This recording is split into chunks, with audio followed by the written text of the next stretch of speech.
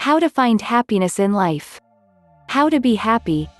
Well, the following phrase is a genius statement and the most powerful and accurate definition of happiness I ever found. Happiness is not a place to arrive, but a path that is traveled, said a Christian philosopher and theologian Ed René Kivitz. About 10 years ago, maybe more, I heard that phrase for the first time. It clicked. Then, I started thinking about this new meaning on how to be happy in the journey of life and, more broadly, to put it into practice in real-life situations. Recently, another phrase expanded my concept of happiness.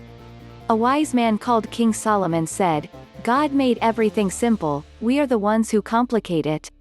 If you've arrived at this video, you are certainly looking for an answer to the question that titles this post. Also, it is well known that much has been written on the subject of happiness since the Greek philosophers.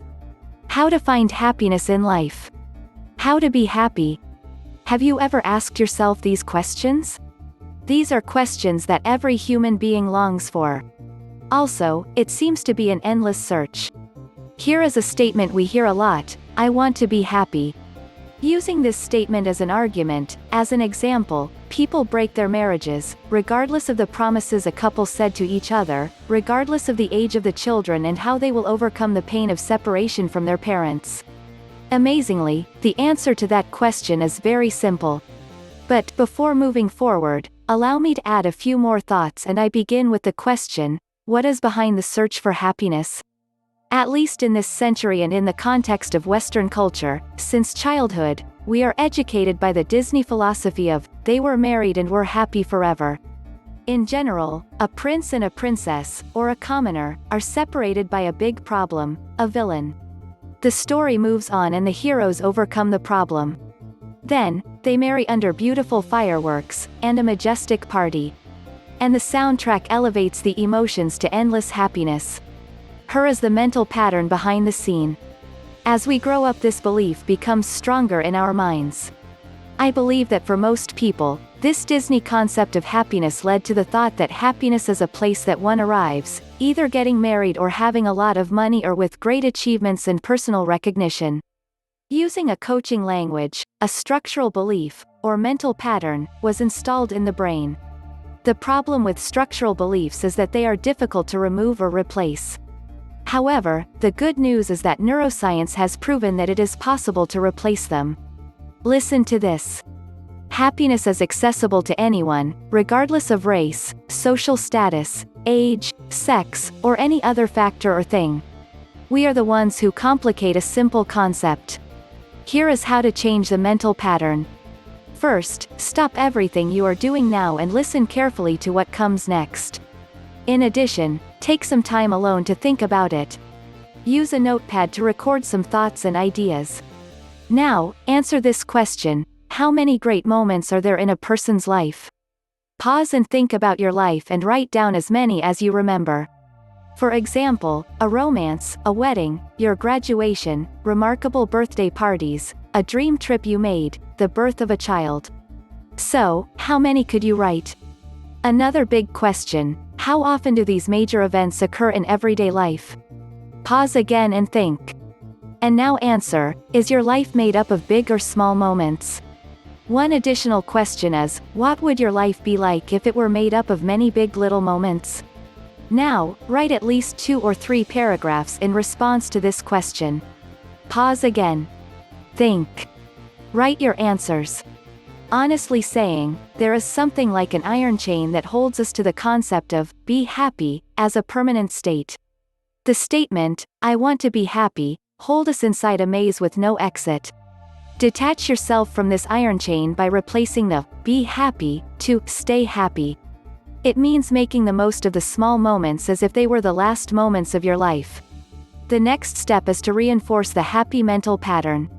Let's start with a few examples.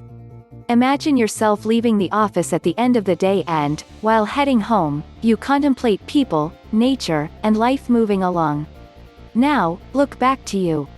You are alive and healthy. Enjoy the moment and stay happy. Another example is to invite a dear friend to a coffee. Enjoy the moment and stay happy.